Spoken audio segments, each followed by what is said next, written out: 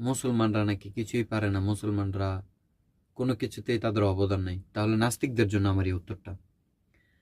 যদি মুসলমানদের কোনো কিছুর উপর অবদান নাই থাকে, তাহলে পৃথিবীর সর্বপ্রথম ক্যামেরা আবিষ্কার করেছে কে? পৃথিবীর সর্বপ্রথম হসপিটাল, এই হসপিটালটা সর্বপ্রথম তৈরি করেছিলেন কে? পৃথিবীর সর্বপ্রথম মানচিত্র তৈরি করেছিলেন কে? পৃথিবীর সর্বপ্রথম যে হসপিটালের ভিতরে চিকিৎসা করতে গেলে মানে অপারেশন করতে যে যন্ত্রপাতিগুলো লাগে, এগুলো কে আবিষ্কার করেছে? হ্যাঁ, এমনই একজন মহান বিজ্ঞানী যার নাম হচ্ছে যে আবুল কাসেম আল জাহারিবির।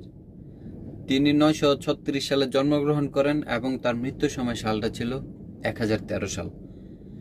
তো তিনি সর্বপ্রথম যে চিকিৎসার যন্ত্রাংশ আবিষ্কার করেন। ভাবুন তো, অপারেশন থিয়েটারে কোনো যন্ত্রপাতি নেই, তাহলে কি আপনি শুধু ওষুধের উপর নির্ভর করে থাকবেন, নাকি চোখের সামনে আপনার প্রিয়জনকে ধুকে ধুকে মরতে দেখবেন?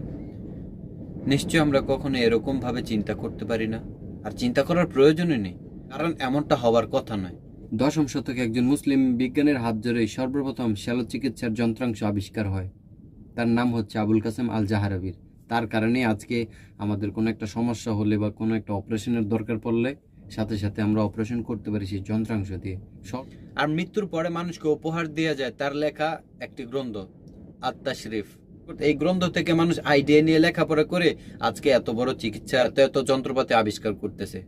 বিজ্ঞান সবসময় অঙ্ক মানে গণিত ছাড়া প্রমাণ দিতে জানে না। তার মানে বিজ্ঞান ভর করে দাঁড়িয়ে আছে গণিতের উপর, আর গণিত ভর করে দাঁড়িয়ে আছে বীজগণিত, আলজেব্রার উপর।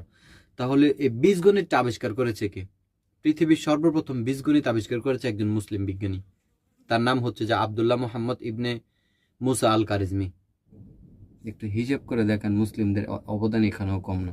যদি ভালো লাগে অবশ্যই শেয়ার করে দিবেন, আর জানার সুযোগ করে দিবেন যে আরো যারা মুসলিম ভাই আছে তাদের সম্পর্কে।